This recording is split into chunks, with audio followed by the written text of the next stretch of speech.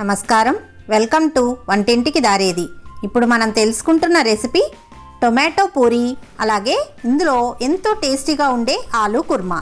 దీని తయారీ విధానాన్ని ఇప్పుడు మనం తెలుసుకుందాం. టొమాటో పూరి తయారు చేసుకోవటం కోసం ముందుగా ఒక మిక్సీ జార్లో కట్ చేసుకున్న టొమాటో ముక్కల్ని వేసుకోవాలి. ఇందులో కట్ చేసుకున్న అల్లం ముక్కలు, 3 పచ్చిమిరపకాయలు, 6 వెల్లుల్లి రెబ్బల్ని కూడా వేసుకోవాలి. కొద్దిగా నీళ్లను పోసుకుంటూ దీన్ని ఒక మెత్తని పేస్ట్లా గ్రైండ్ చేసుకోవాలి. ఇలా గ్రైండ్ చేసుకున్న ఈ పేస్ట్ని పక్కన ఉంచుకోవాలి.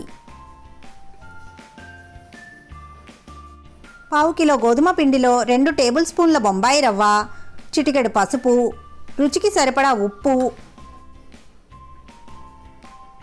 2 టేబుల్ స్పూన్ల నూనె, 1/2 టేబుల్ స్పూన్ జీలకర్ర, అలాగే ముందుగా గ్రైండ్ చేసి పెట్టుకున్న టొమాటో పేస్ట్ని ఇందులో వేసుకోవాలి. కొద్దిగా కట్ చేసుకున్న కొత్తిమీరను కూడా వేసుకుని కొద్దిగా నీళ్లను పోసుకుంటూ ఈ పిండిని మెత్తని ముద్దలా తడుపుకోవాలి. మరీ మెత్తగా ఉండకూడదు, అలాగని మరీ గట్టిగా కూడా ఉండకూడదు. ఇలా చేసుకున్న పిండి ముద్దపై ప్లేటును ఉంచి 10 నిమిషాల పాటు పక్కన పెట్టుకోవాలి. ఈలోగా ఆలూ కుర్మాని తయారు చేసుకుందాం.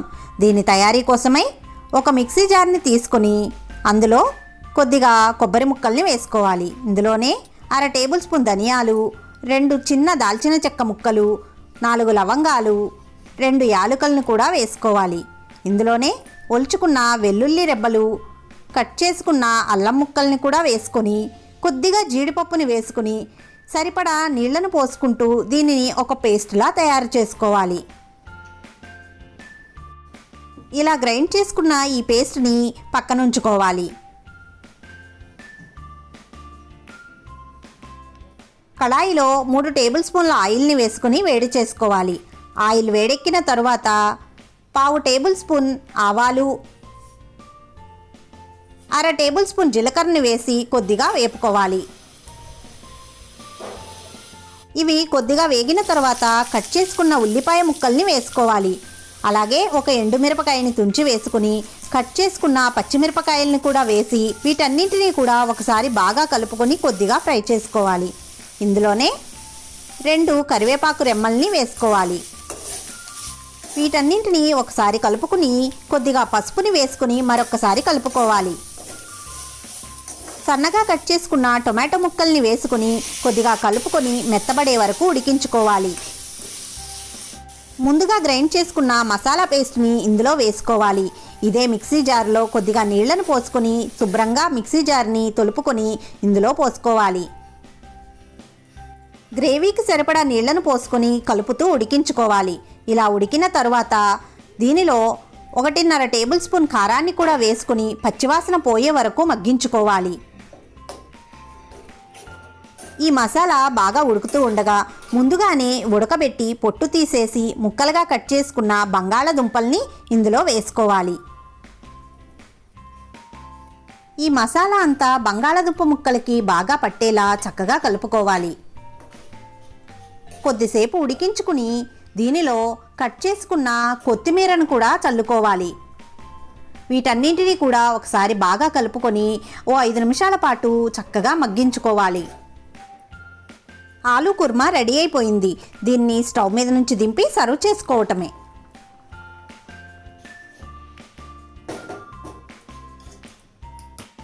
టమాటో పూరి పిండి కూడా చక్కగా నానిపోయింది. ఒకసారి చేతికి ఆయిల్ని అప్లై చేసుకొని ఈ పిండి ముద్దని మరొకసారి బాగా కలుపుకోవాలి. ఇలా కలుపుకున్న ఈ పిండి ముద్దని చిన్న చిన్న బాల్స్లా డివైడ్ చేసుకొని పక్కన పెట్టుకోవాలి. మీకు పూరీలు ఏ సైజుని కావాలో దాన్ని బట్టి పిండి ముద్ద సైజుని మీరే తయారు చేసుకోండి. ఇలాగే పిండినంతా కూడా బాల్స్లా తయారు చేసుకుని పక్కన పెట్టుకోవాలి. పూరీ ప్రెస్పై పాలిథిన్ షీట్ని పెట్టుకుని దానికి 2 వైపులా కూడా ఆయిల్ని అప్లై చేసుకోవాలి. ఒక ముద్దను తీసుకుని చూపించిన విధంగా నెమ్మదిగా ప్రెస్ చేస్తూ పూరీలా ఒత్తుకోవాలి. మరీ గట్టిగా ఒత్తేస్తే పూరీలు పలచబడిపోతాయి. చాలా జాగ్రత్తగా నెమ్మదిగా ఒత్తుకోవాలి. ఇలా పూరీల్ని మీడియం సైజులో ఉండేలాగా ఒత్తుకోవాలి.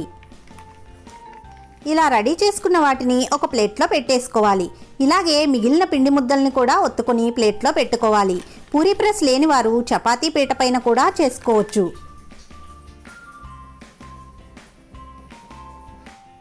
రెడీ చేసుకున్న పూరీల్ని బాగా వేడెక్కిన ఆయిల్లో ఒక్కొక్కటిగా వేసుకోవాలి. కళాయిలో ఎన్ని పడతాయో అన్నింటినీ వేసుకోవాలి. వేసుకుని ఒకసారి గరిటెతో పైనుంచి చూపిస్తున్న విధంగా నెమ్మదిగా ప్రెస్ చేయాలి. ఇలా చేయటం వల్ల పూరీ చక్కగా పొంగుతుంది.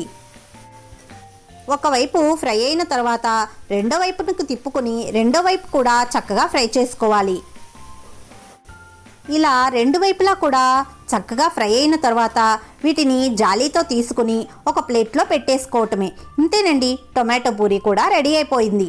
ఇక మనం సర్వ్ చేసుకోవటమే. చూడండి, పూరీలు చక్కగా పొంగి చూడటానికి ఎంత ఆకర్షణీయంగా ఉన్నాయో. వీటిని ముందుగా మనం తయారు చేసుకున్న ఆలూ కుర్మాతో ఇలా సర్వ్ చేసుకోండి. ఎంతో టేస్టీగా ఉంటాయి. ఈ ఆలూ కుర్మా ఈ టొమాటో పూరీలతోనే కాకుండా మామూలు పూరీలతో అయినా, చపాతీతో అయినా, పరాటాతో అయినా, లేదా ఫ్రైడ్ రైస్ లేదా బిర్యానీతో దేంతో అయినా సరే ఎంతో టేస్టీగా ఉంటుంది. ఈ రెండు రెసిపీస్ని మీరు తప్పకుండా ట్రై చేయండి.